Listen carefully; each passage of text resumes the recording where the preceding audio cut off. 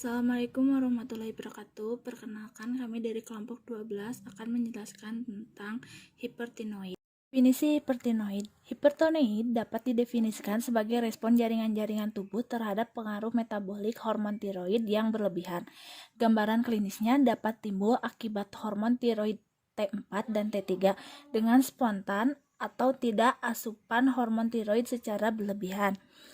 Bisa dilihat dari gambar di samping bahwa hipertinoid berada di antara laring dan trakea.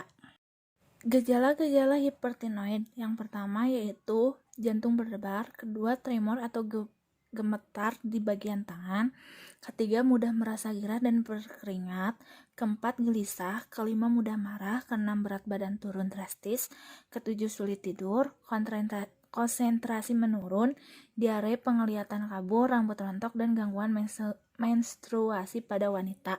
Klasifikasi hipertinoid dibagi menjadi 3. Yang pertama, penyakit Graves. Penyakit ini merupakan penyebab hipertinoid yang paling sering ditemukan. Karena hiperfungsi kelenjar ini berasal dari seluruh bagian kelenjar, maka bentuk pondok umumnya rata. Biasanya terjadi pada usia sekitar 30-40 tahun dan lebih sering ditemukan pada perempuan daripada laki-laki. Yang kedua yaitu Plumer. Kasus ini disebabkan karena adanya satu daerah kelenjar tinoid tertentu yang membesar. Fungsinya hiperaktif dalam membuat hormon yang tidak seperti biasanya, sama sekali tidak di luar kelenjar hipofisis. Nodul ini bersifat otonom. Penyakit ini tidak disertai gejala mata yang menonjol. Yang ketiga yaitu GMT.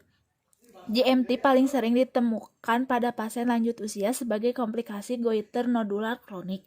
Pada pasien ini, hipertinoid timbul secara lambat dan manifestasi kliniknya lebih ringan daripada penyakit Graves. Penyebab-penyebab hipertiroid. Yang pertama, penyakit Graves akibat autoimun. Yang kedua, peradangan kelenjar tiroid atau tiroiditis. Yang ketiga, benjolan seperti toxic nodular tiroid. Yang keempat, kanker tiroid. Yang kelima, tumor di testis atau ovarium. Yang keenam, konsumsi obat dengan kandungan iodium tinggi. Selanjutnya yaitu diagnosis hipertinoid. Diagnosis hipertinoid dapat dipastikan melalui yang pertama, wawancara. Pada sesi ini akan menanyakan mengenai gejala yang dialami dan faktor risiko hipertinoid yang dimiliki. Yang kedua yaitu pemeriksaan fisik.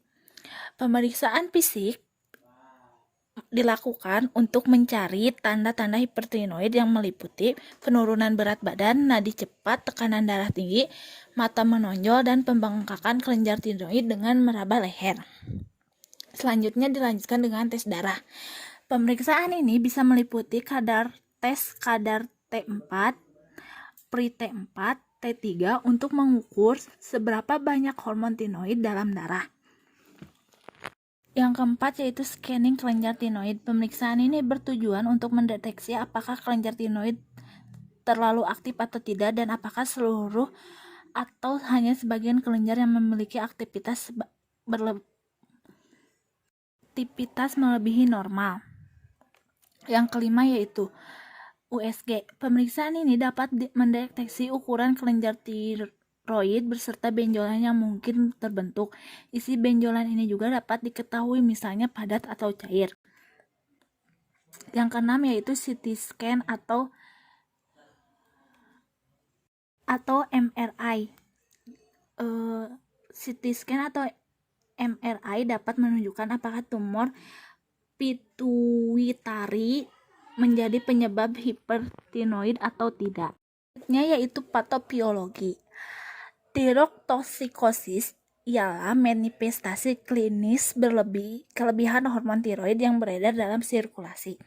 Hipertiroid adalah tirotoksikosis yang diakibatkan oleh kelenjar tiroid yang hiperaktif.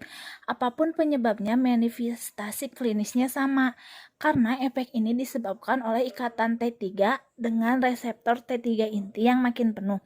Rangsangan oleh TSH atau TSH-like substance, autonomi intrinsik kelenjar menyebabkan tiroid meningkat, terlihat dari radioaktif uptake naik.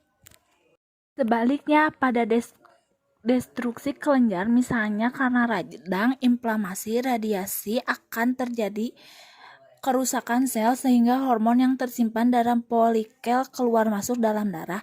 Dapat pula karena pasien mengkonsumsi hormon tiroid berlebihan.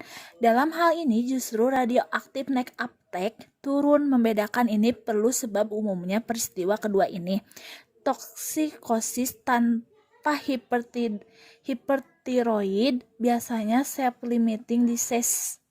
Faktor-faktor risiko hipertiroid yang pertama memiliki riwayat gangguan tiroid sebelumnya seperti goiter atau pernah mengalami operasi kelenjar tiroid. Yang kedua memiliki riwayat penyakit autoimun seperti diabetes mellitus dan gangguan hormonal. Yang ketiga adanya riwayat gangguan tiroid di keluarga.